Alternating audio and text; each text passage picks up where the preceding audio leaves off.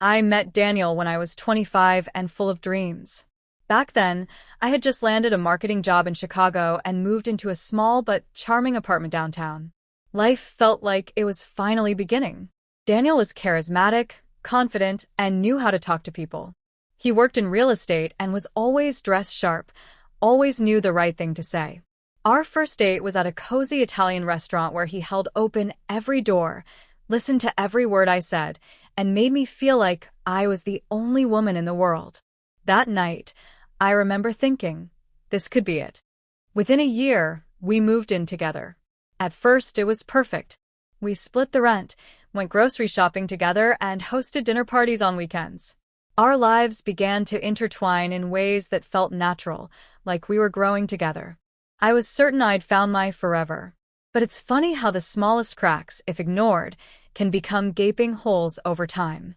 The first sign that things weren't as they seemed was how Daniel started controlling little things, how the couch should be arranged, which dishes belonged in which cabinets, even how loud the television should be at night. At first, I brushed it off. I figured he just had strong preferences, and compromise is part of any relationship, right? But the compromises never seemed to go both ways. Slowly, my voice started to shrink in our home.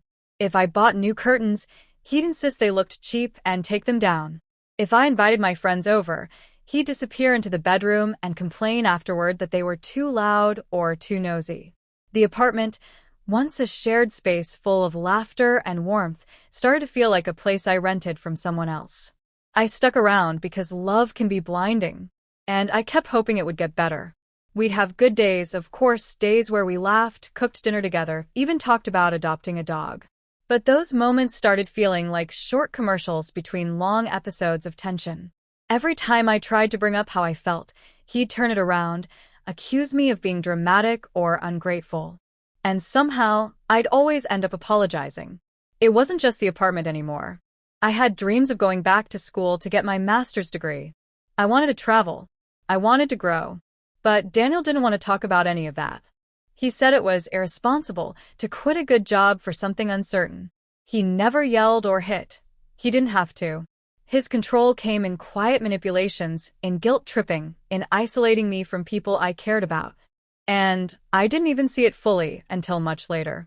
We lived like that for years. 6, to be exact.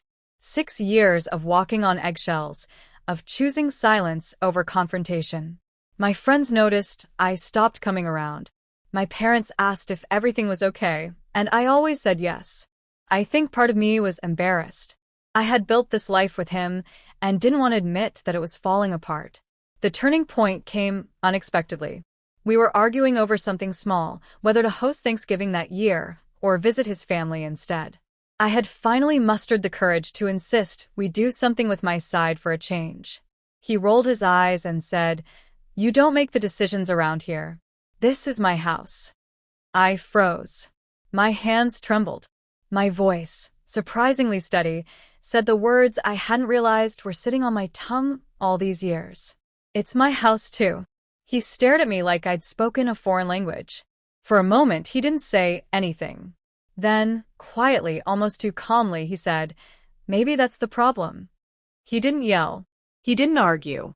He simply stood up, walked to the bedroom, grabbed a few things, and left. I didn't hear from him for 2 days.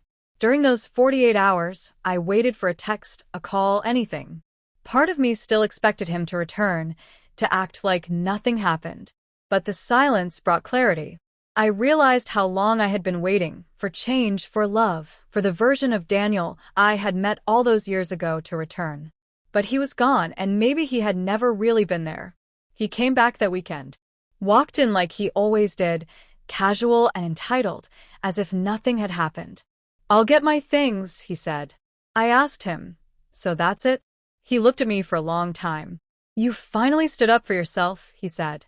"I don't know if I like that version of you." And that was all I needed to hear. He packed his things quietly. I watched him walk out the door without trying to stop him. It hurt, of course it did. 6 years is a long time. But the moment the door clicked shut, I felt something I hadn't felt in years: peace. The days that followed were hard. I had to relearn how to live without him. The silence in the apartment was deafening at first, But then it became comforting. I invited friends over again. I called my parents and cried for hours. I even bought those curtains he hated and hung them up proudly. They looked beautiful. I started going to therapy, something I'd always meant to do, but never prioritized. My therapist helped me see the ways I had silenced myself to keep the peace. We talked about emotional abuse, control, boundaries. It was painful, but freeing. A few months later, I applied to a graduate program in digital communications. I got in. I moved to a new city, started over. And with every new step, I felt myself returning to who I used to be, only stronger, wiser. Daniel called once, about a year after he left. He wanted to catch up. I told him I was doing well, that I hoped he was too. But I didn't ask to meet. I had nothing left to say. Looking back, I don't regret the relationship. It taught me how far I could stretch myself, how much I could give, and more importantly, how necessary it is to know when to stop. Saying "it's my house too" wasn't just about an apartment. It was about reclaiming my space, my voice, my worth. If you're reading this and it resonates with you, I want you to know your voice matters. Your needs matter. Love shouldn't make you feel small. And sometimes, the bravest thing you can do is stand up and say, "This is my house too."